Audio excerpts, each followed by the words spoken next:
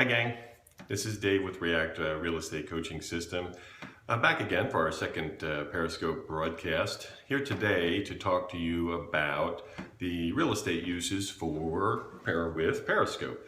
And last time we talked about how to use Periscope within real estate for basically three major topics: open houses, listings, and small topic seminars. And I don't know about you, but whenever it rains, and if you're in the Northeast today, it's kind of a rainy day, depending on where you're at. Let's see if I can adjust this, sorry. Depending on where you're at, we have some rain today. So whenever it's rainy, I actually end up getting some brainstorming ideas. My apologies.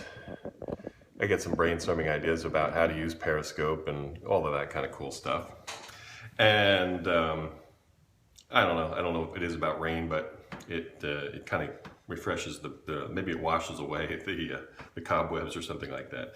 Anyway, I wanted to talk today about the third topic that we discussed the first time around, which is think you could connect with your audience with something called small topic seminars. And I think that's rather important because effectively that's what Periscope essentially is. You can capture them quickly, you can connect with them in a short period of time, you can explain your agenda for the day or for the week, or I would say 2 to 3 times a week, and you can talk about certain things that most people may be interested in. They may not necessarily want to ask the question, they may not necessarily want to go out of their way to get their solution, but they do definitely want to find a way to get the information that they're looking for. So that's relatively important.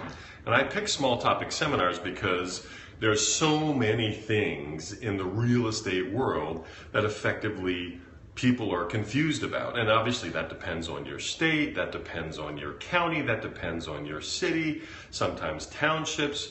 For instance, here in Pennsylvania, in the city of Philadelphia, there's a 4% transfer tax for any deeds that are recorded inside the city limits. In most other parts of the state, with few exceptions, it's 2%. Well, that's a huge difference. Nothing against Philadelphia. In the city of Reading, it's 5%. Pittsburgh, I think, is the 4%. And there's some other minor townships around the county, around the state, I should say, that are just different variations. So those could be, for instance, small topic seminars. So you talk about the difference between, let's say, closing costs in XYZ County and ABC County, or even XYZ Township and ABC City. Those are relatively important because obviously your buyers are going to be very interested in that type of stuff. So one of the things that you may want to focus on, let's say on small topic seminars, is the questions that your clients normally ask. What do your clients normally ask you for information of? Write that down. Make a mental note about that type of thing, because that could be your next small topic seminar. If there seems to be a run on questions about inspections, one week, then have an inspection small topic seminar, maybe 2 that week. One during the course of the day and maybe 1 at night for those people who don't necessarily come back on, watch the replay. Or if you do it on catch, you can catch it obviously on, you can catch your scopes, and so that people can watch it at a later date. And if you don't know what catch is, touch base with me on Facebook and I can talk to you about that. Or look up any number of, really knowledgeable people about social media. Katie Lance comes to mind almost instantaneously. She just did a whole Periscope on catch, or maybe more than one, and she's super knowledgeable about that type of stuff. But you definitely want to preserve your videos, your scopes, for future use so that you can use them within your social media platforms, such as Facebook, Twitter, LinkedIn, Instagram, Vine, etc. Those types of things that you can use those as segues into expanding your client base, which is really what Periscope is doing. It's providing a service for a specific type of client, and in those areas, you're actually going to be the expert in those fields. So, inspections come to mind, mortgages come to mind, appraisals come to mind, staging. Very important topic. If you're selling your house, should I stage, shouldn't I stage? I think we all know the answer to that question. But how to go about the staging process is there a cost, and maybe bring on a stager and do like a 5-minute late night talk show type of interview with that staging person. First of all, that staging person should love to want to be on one of your scopes. And the other side of it is that you're providing the information that a lot of people are looking for. So it's a win-win situation. Obviously, it's a cross-marketing for the stager, and it's also a win for you because then you can utilize that to influence people going into the staging process in the future. And that's super, super important because a lot of people don't like to talk about that topic. How about pre-listing preparation of the house? Should I paint? Should I not paint? That might be part of staging. That may not be part of staging. Just listen, can you paint that purple wall a neutral color?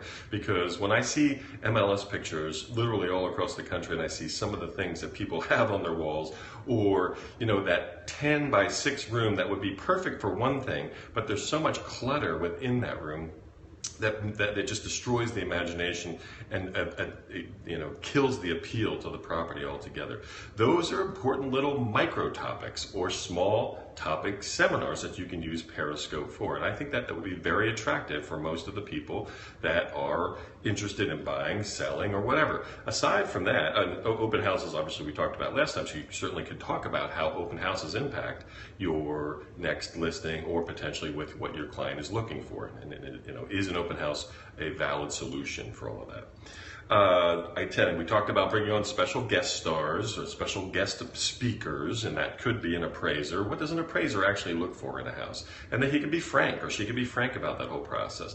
What does an inspector look for about the whole process? I just went through the inspection process and almost felt sort of violated, and at the very end of the inspection report, the inspector put in bold letters, "Really nice house." And I thought, wow, it's like, getting scolded from a teacher and then giving you an A. And I was like, whoa, that was just kind of weird, So those are some of the things that you could potentially do. And I would do it almost like a Jimmy Fallon type of interview. It can be light, it doesn't have to be super serious. You're just trying to get 3 or 4 points across, just as we're doing right now, and then move on, or finish. And then obviously you can save it for future reference. So what you're effectively doing with all of this, by the way, is, yes, you're giving the information, and that's super important, but the biggest process in all of this is that you're creating expertise in your field. So whether that's selling houses in a specific county, whether that's being a listing expert, whether that's being a selling expert, whether that's focusing on city properties or luxury properties or whatever the case may be, you're providing a specific expertise that many people, by the way, are not doing. So just by the fact that you're on Periscope, probably separates you from about 97% of everybody else in the country. That's really super important. The other thing is that you're available to your clients 24/7. That sounds kind of weird, but no, think about that. Your scope certainly stays on for 24 hours, so they can go back and watch this at 2 o'clock in the morning when they're done with their shift. They can go back and watch this later. If you put it on catch, you can actually save it for posterity and then provide it to them in some other form, whether you email it to them or you provide it on another platform format, Facebook, etc. The other cool thing about this, and in my opinion, and I'm sure there's arguments about this, is it's SEO and SMO. Now, SMO is social media optimization. Okay, so we're optimizing social media. You would be optimizing social media, but for your benefit. And that social media, in my opinion, adds to your pseudo algorithm for SEO. So I show this to agents all the time when I do a one-on-one seminar or a one-on-5 seminar, whatever the case may be, is that if you Google yourself and you find out where you stand on Google, because that's really important on the SEO process. 91% of all people use somebody on the first page of Google. So you want to be the expert, you want to be the first person or one of the first people on that Google page. You can pay for it. You can do lots of other things to try to get you on the first page, but if you use consistent and persistent and content-driven type of SMO, social media optimization, your SEO will increase. And I've done that, and I've shown them that where I come up on real estate coaching in my county, and the Tom Ferries and the Brian Buffinis come up. Sure they do, because they spend a lot of money and they have a big powerhouse marketing things. But React also comes up within my county, within the counties that I serve, within the states that I serve. And that sort of impresses them, because most people say, well, I never heard of you, which is fine. I have no problem with that. But what the people that I work with, they certainly know who I am, and then they appreciate what I do. So those would be the key things that you want to focus on. Create the small topic seminars. think about the questions that your clients ask and then use that for your Periscope seminars, and then use all of that information, all of that process for becoming the expert in your field, being available to your clients 24/7, whether they know it or not. You're still a voice, you're still a face, so they feel like they have you in front of them. And then creating SMO to build your SEO, search engine optimization.